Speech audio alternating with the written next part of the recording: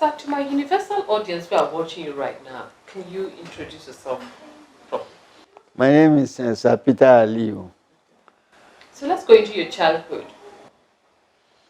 I was born in Lagos in 1945 at 109 Apapa Road, Ebute Metta, to the parents of Patrick Momodu Aliyu of blessed memory, and my mother, Madam Juliana Azumi Ogwaniji Aliyu, who is 105 years old now. Wow. And I grew up in Lagos, attended my primary and secondary school in Lagos. Yeah, so from the primary school, you went into secondary school. So Yes. what university did you go to? After leaving the secondary school, I went into the civil service immediately in 1967. And thereafter, I went to Ghana, to a higher institution, then outside the country for training in other institutions. Okay. So, but you're a civil servant. You joined the civil service after that? No, I joined the civil service immediately after I left the secondary school. Okay. It was in the civil service that I had all this training. Opportunities to Yes. go for all these international Yes. trainings and all that. So I look at them. I know Abuja, the capital city. People like you were the first people that came into this place called Abuja that most of us are benefiting from. What was it like when you first moved into Abuja in the beginning? Abuja started from Lagos during the Muritala Muhammad of blessed memory, when he was head of state in 1976. He promulgated the decree, and then Abuja was chosen. There was a committee headed by Justice Aguda, who is also late, and then they discovered this place as a place that is very central, and it would be good that Lagos was horrible then, because in Lagos at that time, the traffic was so bad that people were dying in hold-ups. And they even had to introduce odd and even numbers. If you have a car that had an even number number, you don't come out on that day. You don't come out on that day, so your even number. So it was so bad, and that it was a very wise decision, because if that decision was not taken, Lagos would have collapsed completely or sunk, And the first minister, so to say, of Abuja was Ajose Adeogun. Okay. And what year was that, sir? Because that I don't was see that name in the streets. Most people don't really know who Ajose Adeogun is. Ajose Adeogun was the first. It was called the administrator then, or the minister of the FCT. What year was that? 1976. 1976. Yes. Okay.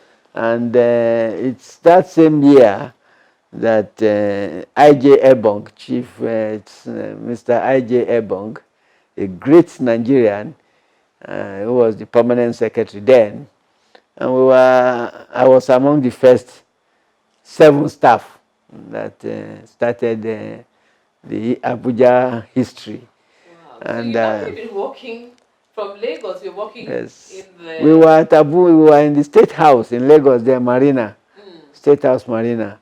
From there, we now moved the office to Abuja. What year was that? Because I heard that when most people came to Abuja those days, it was all like a forest. Yeah, Abuja was there. Roads, you didn't have anything. So how did you people cope? That's right. During this I was telling you, the early years, there was nowhere to stay here. We went to Suleja. Okay. And there was a place which was developed, which we call the field base in Suleja, Niger State. Okay. Because that's where we had we have an airport, a small the helicopter landing area, airfield. where they go. Where we go to Abuja from Lagos with a small chopper. Okay, because there were no roads to actually travel. Yes, there were roads, but We're not really too good. are not really too good at that time. So, what year exactly is this now you're talking about? When you first came into Sudan? I'm talking of 1976 and 1978. Oh, okay, all right. 1978. So after the committee sat and they decided to have Abuja here in the central part of Nigeria, so you people actually came in 1978. Yes. It must have been very challenging, Yeah, it was very challenging because there was nowhere to stay. From Suleja, the engineers and all the consultants have to travel, the forest to go and do to go and see what the roadside, yes, what they could do there. So it was very challenging, but it was interesting. But like it has evolved from stage to stage to stage. So at what stage did you see like the vision was actually becoming realized? Because people came when it was all bush, forest everywhere. But at what stage of the development process did you see that, wow, this is really, really coming into life? You can see the light at the end of the tunnel. I think it was around 19... you saw the different... Around 1980, 82. Then people start believing that Abuja is a reality. What people believed before was that it was a myth. It cannot happen. You cannot leave Abuja. You cannot leave Lagos. Well, it became a reality. Because I saw some pictures of the Hilton, for instance, when it was being built, and everywhere there was no road. I was wondering were the contractors dropping things from the sky by plane to build it, because I couldn't really see any. No, when Hilton was being built, the airport was on then. I think they were building, you could land some aircraft, not all type of aircraft, and they were building things there. And also through Lagos by road, I mean through the sea. Okay, so now you moved to Lagos, you were here in the FCDA. FCT, Federal Capital Territory, which is 8,000 square kilometers. Okay, so you worked there. So let's talk about your time in Federal Capital Territory, FCTA, as a civil servant. As I said, I was with the FCT minister, as it were. I just had to go and the PAMSEC, IJ Ebong of blessed memory, from Lagos. And it was a great time then. We had some very, very great officers like Chief Okufunlure, like Olumuji, like late Adegbosi, late Mrs. Pritchard. We were the pioneer staff that really came to Abuja. It was very interesting. From beginning, I believed in Abuja because Lagos was an impossible place at that time because of the traffic jam. Okay. Now, looking at when people started and looking at what Abuja has become now, what do you think? Of course, Abuja is the only city in Nigeria that is built from the scratch. And we that believed in it knew, or we prayed and we foresaw, or we prayed and we believed that it's going to be what it is today. But in those days, even in Lagos, when we tell them the picture of Hilton you mentioned, when they say it and they say the pictures, they say, no, this is photo trick. People, many Nigerians don't believe that it's reality. But as time goes on, it went very well. And then eventually the seat of government, Lagos was the seat of government. The seat of government now moved to Abuja. When he moved to Abuja, it dawned on all Nigerians that, this is the reality. But there was who was the architect? I heard was it somebody from Singapore? No, Kenzo Tange. Yeah, that designed the city. Yeah, Kenzo Tange. There's a lot of people. Kenzo Tange, yes, from Tokyo. And then we have Milton Keynes in the UK. Yes. They were also involved. Then some Germans were also involved too. Okay, in developing in developing and the planning of Abuja. But now, in your own opinion, being a founding member of the Abuja Dream, do you think the capital city, it is what you had planned it to be there? What the original visioners of Abuja? Looking at what is, you live here, you see what's going on. Is a master plan truly actualized, or there are a lot of changes here and there? You see, in what I believe is that in development of anything you do, you must have the interest, you must have the capability and the means.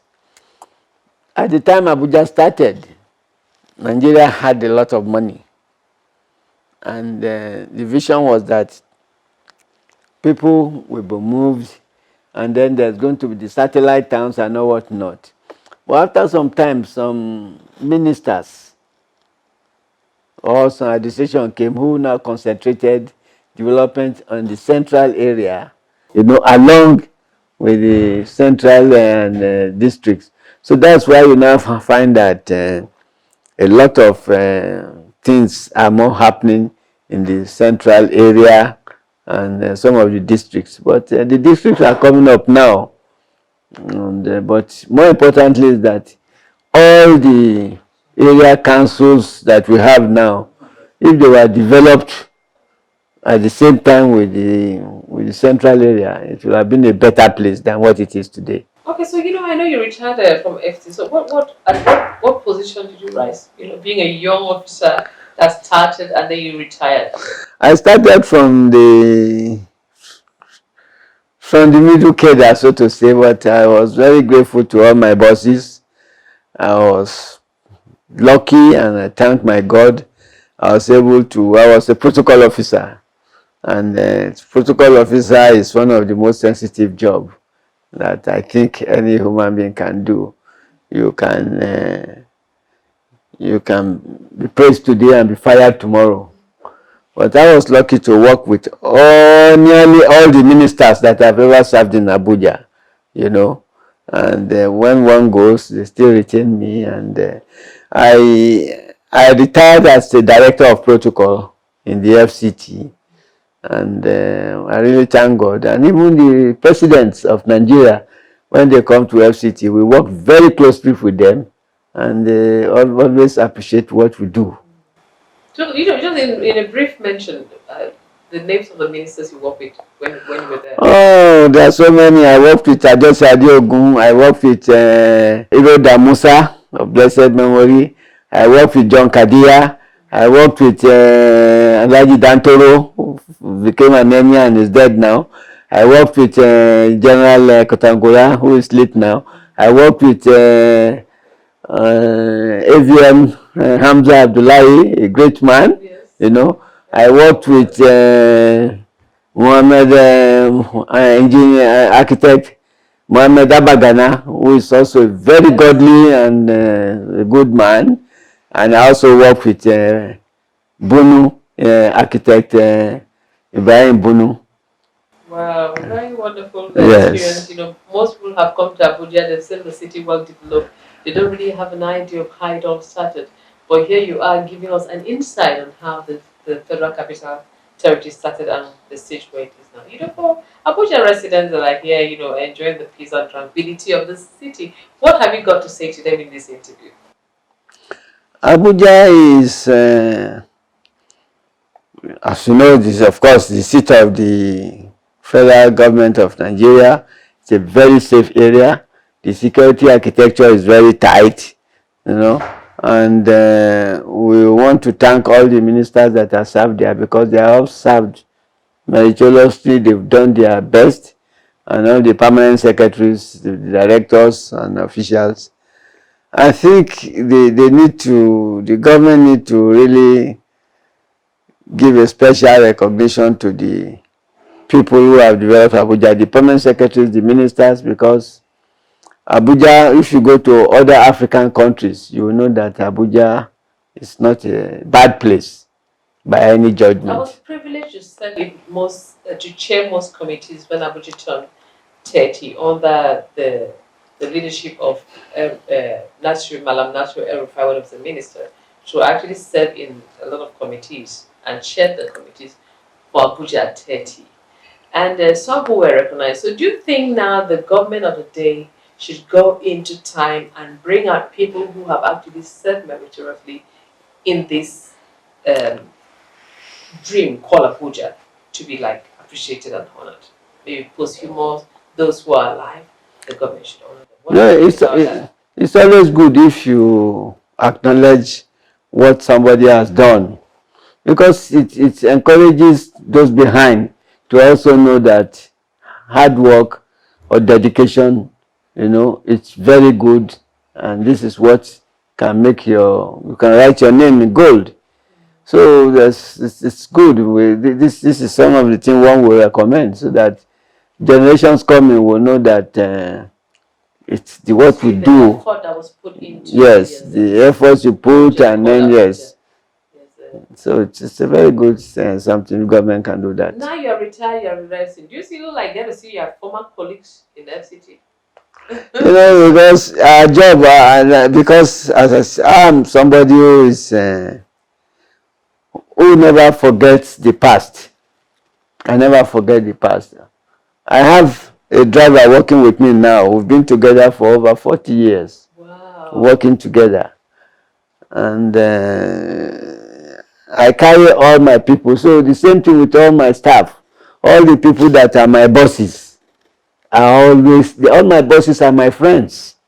I regard them as my bosses and they are my friends. So I still visit all my bosses, including the president, former president of Nigeria, General Babangida, who is my mentor, and all of them, AVM, Hamza Abdullahi, these are people that they accepted us. They will grow up in their hands, so we can't forget them.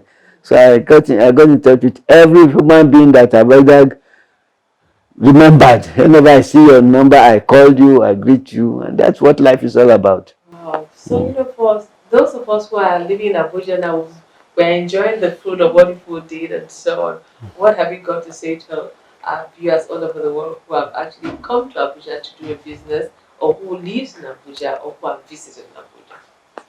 I want to thank God for giving us the opportunity to be able to contribute a little quota and to the development of Abuja. And what I will say is that people should know that everything is not money. A cleaner in FCT, if you clean the road well, you will go back and say Abuja is beautiful, Abuja is clean. A driver, if he drives well, you say, oh, there are good drivers in Abuja. So also the director and everything. So let all of us just contribute our best in whatever we do. And then we'll find that the life will be a better place. That's what we tried to do when we were in service. We are not looking at money. Money was nothing to us. But we know what God brings, we'll get. So it's not money. So what legacy do you want to leave in life? You work in the civil service, and there are a lot of other young people who are civil servants right now in this country. And you must have a legacy you want to be remembered for. I want to be remembered for touching the life of the less privileged, the poor and the needy, because I believe that what I am today, what I've achieved, or whoever I'm going to be, it's a privilege. There are other people who may have better brain than myself, who are in the village. Maybe their parents are poor and they cannot, they are more intelligent than me. They couldn't send them to secondary school or to tertiary institution or whatever. So let every human being know that wherever you are is just a privilege by God, and whatever you have to use it. God puts you there to use it for the good of humanity, so that God will be thanked. Say, oh God, thank you for this man helping me. Thank you for creating this man. This is the legacy I want to leave behind, so that I remember me for doing good. Thank you so much for spending your quality life to work in the Federal Capital Territory or Development Territory, or FCTA. You were part of the founding workers, and you serve very well meritoriously. Yes. Now you're retired, and people like us are here doing our work in this place. We want to say thank you, and for our viewers who are watching, who have been to Abuja, I'm sure they'll be very grateful. They have an insight to how Abuja story came to be. Yes. Thank you so much. Thank you. God bless you. That was Peter Aliyu in an interview on how the Federal Capital Territory started and where we are right now.